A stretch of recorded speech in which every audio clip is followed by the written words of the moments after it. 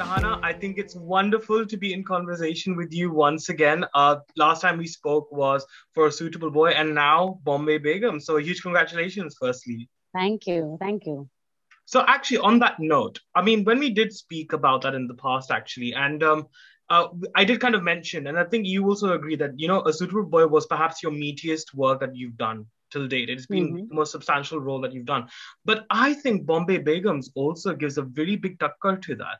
I mean, what do you think is kind of contributing towards the sort of roles you're choosing nowadays and the sort of opportunities that are coming by?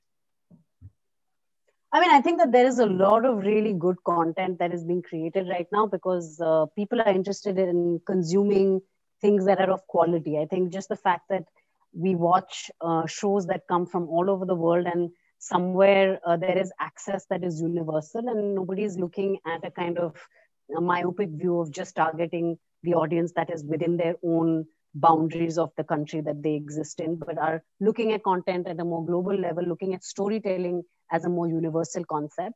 I think that itself has created a larger body of narrative fiction that is interesting and challenging. And I'm lucky that as a part of that massive body of work that is there, somehow, I have had the opportunity to be offered some really great things, which I get to pick and choose from, and have the luxury to say a kind of resounding yes to. So Yeah, absolutely. It's about time as well, to be fair. I think you deserve this sort of recognition that you're getting nowadays as well. I think the character, like your character, like many others in Bombay Begums, is quite grey as she kind of makes decisions which are not good nor bad, but you can still kind of understand why she chooses to make those decisions. Which aspects were you able to relate with? And what would you say was your main source of guidance to portray Fatima? um, I think it was just the fact that she's somebody who's really struggling on the inside, and she's beginning to hold more and more inside her, and choosing not to process it. Right. And also just the way her life is playing out, she's dealing with one crisis after the other, from and in various departments of her life, emotionally, sexually, in terms of the work, her career. There are things that are constantly being thrown, so before she can deal with one trauma or one crisis, there's another that's at play, and she doesn't get enough time to sit and process. And somehow she feels like she needs to succeed in each of those situations to keep moving on, and which pushes her further to not process anything. So I Right. think this whole thing of being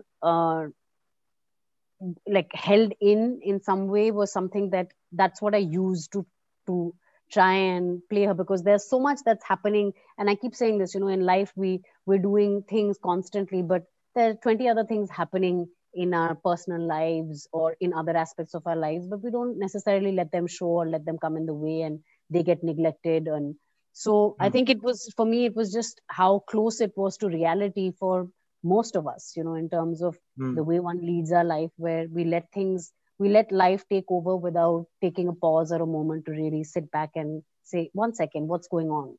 Right. Okay. So it's kind of relating to that whole real life aspects that perhaps you might encounter on a daily basis, right? To help you sort of bring out the authenticity in Fatima, right? Right, right. And I think that we like I said, life keeps moving on, and we don't sit and ask ourselves, 1 second, what is it that you want? Have you asked, when was the last time you asked yourself, uh, why are you doing what you're doing? Do you still identify with the labels that you put on yourself? Yeah, I think it's just about just asking ourselves, taking that pause and asking ourselves question. I think like what COVID ended up doing, forcing us to Yeah. take a stand, a moment to stand still and be like, okay, what are our priorities? What is it that we want from life? Absolutely. But I think there used to be a time actually, Shahana, when feminine characters, especially in Indian cinema, were split between two extremities. There were either the Devi and the righteous ones, or there were the sort of downright evil ones, and you kind Right. of hate. But I think Bombay Begums, especially, is quite testimonial to the fact that we're actually seeing a lot more great characters now emerging on the digital space and in Hindi cinema as a whole. Why do you think it's taken this long for such representations to emerge? I think because everything, it's kind of reflective of society as well. So I think in society, we've always been in a phase where we've been much more black and white about things, and boxing and compartmentalizing people and things has been a part of the social construct and the cultural construct, whether it is men or women. If you think about it, even the men were either these glorious saviors and heroes, or they were the scum of the earth. So there was kind of no in between either. And also this thing, like maybe we do it so unconsciously, like even I used to keep referring to these kind of characters as gray, but we should start calling them real, because they're not gray. they're just real people. We call them gray because we're so used to seeing a good and bad that is so kind of binary.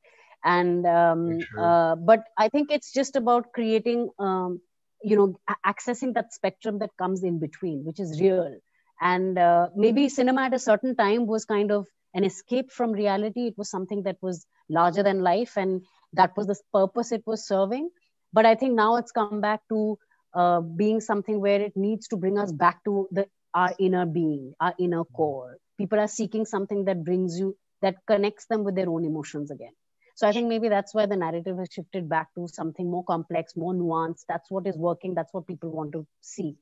Very well said. Very well said. And I think it's true. I think grey को मिटाना चाहिए, और 50 Shades of Grey को मतलब ही grey मुबारक हो. हमें मतलब real हमें real रखना पड़ेगा सब कुछ. I think that's the best way to summarize it. But I think I think what I found really lovely about Bombay Begums, because it really talks about a lot of issues that I think women just deal with, but I think a lot of us deal with in our daily lives as well. And I think it kind of brought back memories of the morning show for me as well, because that also kind of revolved around women breaking free from a patriarchal work environment and society. And obviously, Bombay Begums does this to quite a big extent as well in the series. Through the medium of entertainment, what kind of discussions would you like to emerge from the show? And can cinema necessarily act as a catalyst towards implementing social change? I don't know if it can be to implement social change, but like you said, it can spark conversation. It can create conversation. It can be a reflection of conversations that are already happening and catalyze them further. So I think that is an important role of storytelling.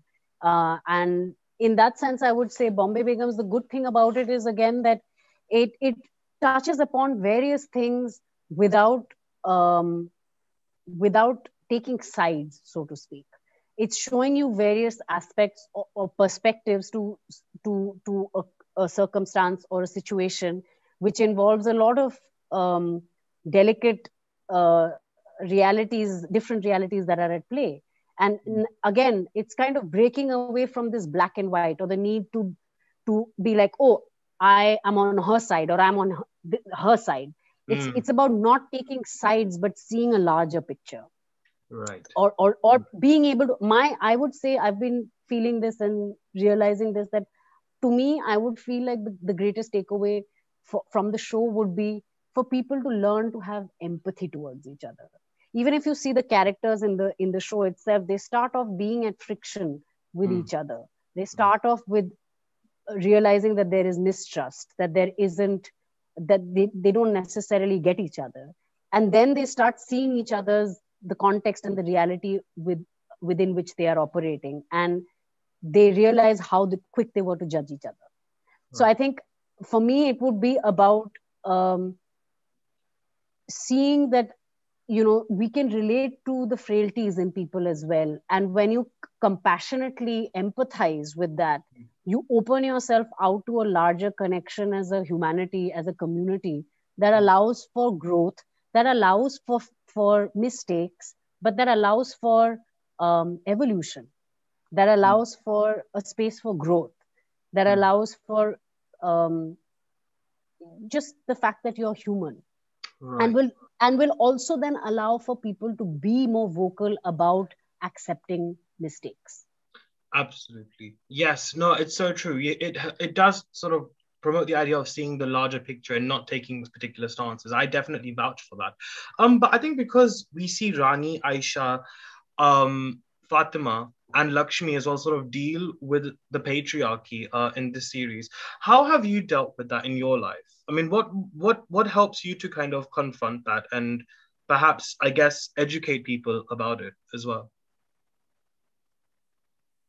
I mean, I think it's a two-way street. I would say I was maybe lucky enough to grow up in a family, in an environment where I didn't feel it very strongly growing up from my immediate surroundings. But I also was born and raised in Delhi, a city where very clearly I was constantly made aware that I was a woman, even though I was a tomboy, because of just when I walked down the street and I used to have a perpetual frown and I would walk with a slouch and I had this like I created an attitude where I till date I think I've now I've worked on it, but I would intimidate people because that would be my natural second nature almost to give that vibe like don't mess with me, you know. So that was something that was part of this whole like patriarchal setup that North India was at that time when I Yeah. was growing up. Um, but beyond that, I think I can't say I've also seen very wonderful examples of the flip side of patriarchy and seeing men that are extremely sensitive, that are breaking away from the ideas of a stereotypical man, you know, men that are more nuanced, that are not necessarily that maybe alpha men, but who are more introspective and communicative. So I think I've also seen a lot of those things growing up as well. But it's true that we constantly find ourselves also breaking our own prejudices. And I can say that it happens often enough in various aspects. So when it comes to patriarchy as well, you know, even when I remember once I had a conversation with an auto rickshaw guy, and you know, in Delhi, and I took an auto a little bit late at night, and he said, you know, these days I always tell auto guys that ladies है तो बिल्कुल आपको लेना चाहिए, आपकी responsibility है, you know, because the times are not good. And I said, yes, that's very nice of you. And he said, हाँ, पर क्या होता है ना कि कभी कभी वो लोग ऐसे कपड़े पहनते हैं तो वो फिर वो मुश्किल हो जाता है, ऑटो वाले के लिए भी मुश्किल हो जाता है, वो क्या करे. So then I told him, I said, but भैया ये जो भी हुए हैं सिचुएशंस, जो भी केसेस हुए हैं, उसमें ऐसा तो नहीं था कि वो लड़कियों ने ऐसे कपड़े पहने थे. then he also thought about it and he said, हाँ वैसे आप सही तो बोल रहे हैं, वो नहीं था.